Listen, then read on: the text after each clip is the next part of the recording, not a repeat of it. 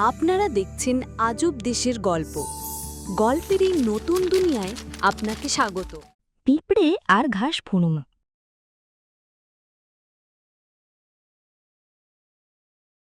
অনেক দিন আগের কথা। একটা বাগানে থাকত এক পিঁপড়ে আর এক ঘাসফড়িং। ঘাসফড়িং দিনভর রোদ পোহাত, গান গাইত, খেলত আর নাচত। কিন্তু পিঁপড়েটা খুবই ব্যস্ত ছিল।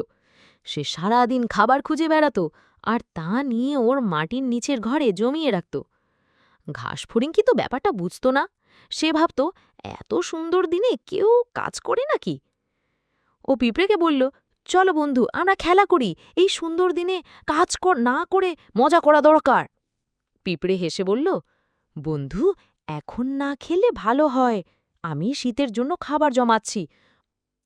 ঘাসফড়িং হেসে বলল, আরে ধুর, এত টেনশনের কি আছে? এখন তো চারদিকে খাবার, গাছপালায় ঢেকে আছে সব। কোথাও ঠাঁই পেতে কোনো সমস্যা হবে না।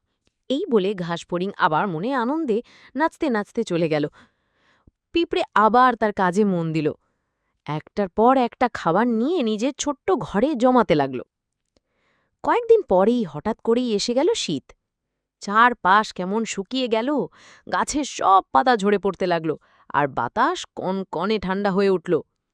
ঘাসফড়িংয়ের তো কোনো খাবার ছিল না, থাকার মতো কোনো ঠিকানা ছিল না। সে শীতে কাঁপতে কাঁপতে খাবার খুঁজে বেড়াতে লাগল, কিন্তু কিছুই পেল না। এদিকে পিঁপড়ে নিজের গরম গুহায় বসে আরামে খাবার খাচ্ছিল, যেটা সে সারা বসন্তকাল একটু একটু করে জমিয়ে রেখেছিল। তখন ঘাসফড়িং বুঝতে পারল যে সে খুব ভুল করেছে।